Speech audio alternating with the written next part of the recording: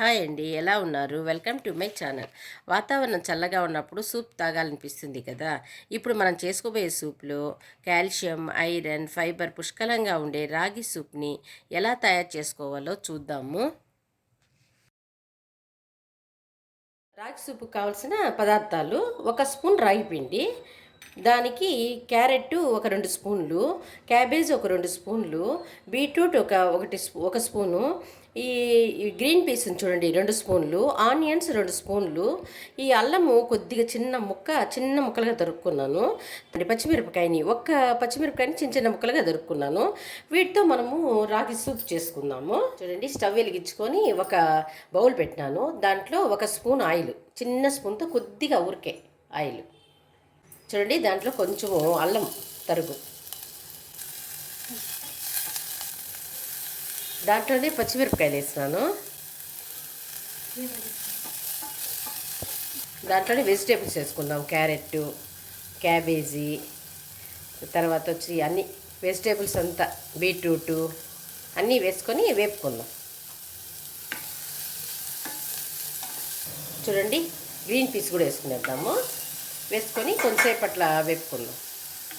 చూడండి, దాంట్లో కొద్దిగా సాల్ట్, ఒక 1/4 స్పూన్ కంటే ఇంకా తక్కువే వేసుకొని కొంచెంసేపు కలబెట్టుకుందాం. దాంట్లో వాటర్ పోసుకుందాం, 1 గ్లాస్ వాటరు. అంతా 1 నిమిషం అట్లా ఉడకనిండి. చూడండి, అప్పుడు కొద్దిగా వేసినాము. ఇప్పుడు కొద్దిగా దానికి సరిపోయేంత సాల్ట్ వేసుకొని కొంచెంసేపు ఉడికేటప్పుడు వేయాలి. కొద్దిగా పసుపు, కొద్దిగా ధనియాల పొడి వేసి ఉడకనిద్దాము. చూడండి, కొద్దిగా చాట్ మసాలా వేసుకొని కొంచెంసేపు అట్ట ఉడకనిద్దాము. చూడండి, రాగి పిండి కొద్దిగా వాటర్ పోసి ఇట్లా కలుపుకున్నాను. చూడండి, వెజిటేబుల్ ఉడికేంత వరకు ఉడకనిద్దాము. ఒక 10 మినిట్స్లో ఉడికిపోతాయి. చిన్న చిన్న ముక్కలే కాబట్టి తొందరగా ఉడికిపోతాయి. చూడండి, 10 మినిట్స్లో ఉడికిపోయినాయి. చూడండి, బఠానీ చూడండి సాఫ్ట్గా ఉడికిపోయింది. ఆనియన్ అంతే. అట్లా సాఫ్ట్గా అయిపోయిన తర్వాత ఇప్పుడు మనం ఏం చేయాలంటే, చూడండి, రాగి పిండి కలుపుకునిలా దానిలో పోసేయాలి.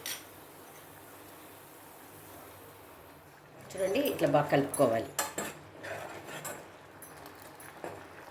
కొద్దిగా తిక్కుగా వచ్చేంతవరకు ఈ సూప్ని ఉడకబెడతాం. చూడండి, తిక్కుగా వచ్చేస్తుంది.